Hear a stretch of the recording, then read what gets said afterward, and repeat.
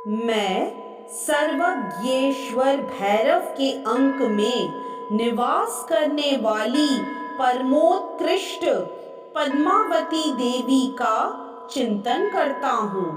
वे नागराज के आसन पर बैठी हैं। नागों के फणों में सुशोभित होने वाली मणियों की विशाल माला से उनकी देहलता उद्भासित हो रही है।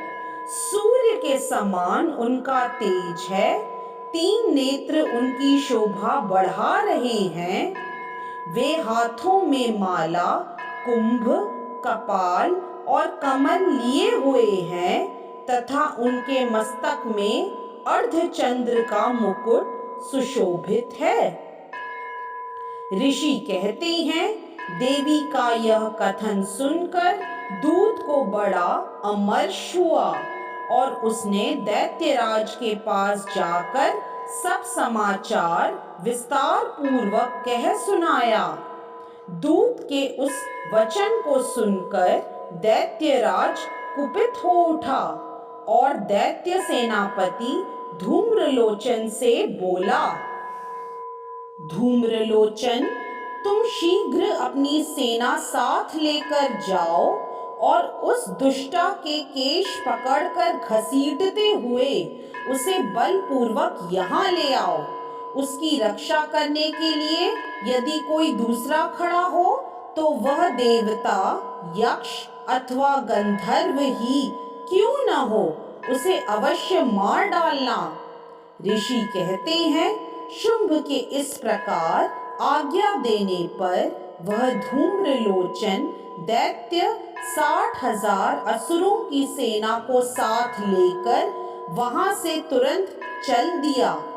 वहां पहुंचकर उसने हिमालय पर रहने वाली देवी को देखा और ललकार कर कहा, अरे तू शुंभ निशुंभ के पास चल।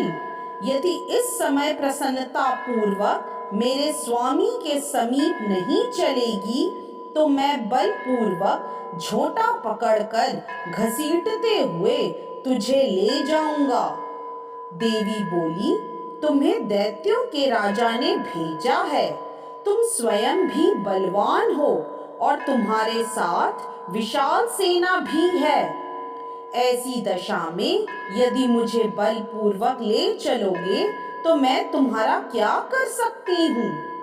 ऋषि कहते हैं, देवी के यूं कहने पर असुर धूम्रलोचन उनकी ओर दौड़ा।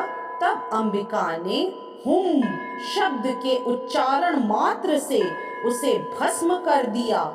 फिर तो क्रोध में भरी हुई दैत्यों की विशाल सेना और अंबिका ने एक दूसरे पर तीखे सायकों, शक्तियों तथा फरसों की वर्षा आरंभ की। इतने में ही देवी का वाहन सिंह क्रोध में भरकर भयंकर गर्जना करके गर्दन के बालों को हिलाता हुआ असुरों की सेना में कूद पड़ा।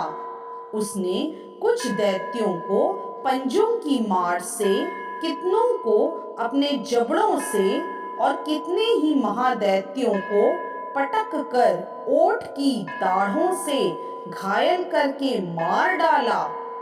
उस सिंह ने अपने नखों से कितनों के पेट फाड़ डाले और थप्पड़ मारकर कितनों के सिर धड़ से अलग कर दिए। कितनों की भुजाएं और मस्तक काट डाले तथा अपनी गर्दन के बाल हिलाते हुए उसने दूसरे दैत्यों के पेट फाड़कर उनका रक्त चूस लिया। अत्यंत क्रोध में भरे हुए देवी के वाहन उस महाबली सिंह ने क्षण भर में ही असुरों की सारी सेना का संहार कर डाला। शुंभ ने जब सुना कि देवी ने धूम्रलोचन असुर को मार डाला तथा उसके सिंह ने सारी सेना का सफाया कर डाला, तब उस दैत्यराज को बड़ा क्रोध हुआ।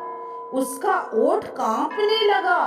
उसने चंड और मुंड नामक 2 महादैत्यों को आज्ञा दी, हे चंड और हे मुंड, तुम लोग बहुत बड़ी सेना लेकर वहां जाओ, उस देवी के झोंटे पकड़कर अथवा उसे बांधकर शीघ्र यहाँ ले आओ। यदि इस प्रकार उसको लाने में संदेह हो तो युद्ध में सब प्रकार के अस्त्र शस्त्रों तथा समस्त आसुरी सेना का प्रयोग करके उसकी हत्या कर डालना। उस दुष्टा की हत्या होने तथा सिंह के भी मारे जाने पर उस अंबिका को बांधकर साथ ही शीघ्र ही लौट आना। इस प्रकार श्री मार्कंडेय पुराण में सावर्णिक मनवंतर की कथा के अंतर्गत देवी महात्म्य में धूम्रलोचन वध नामक छठा अध्याय पूरा हुआ। जय माता दी।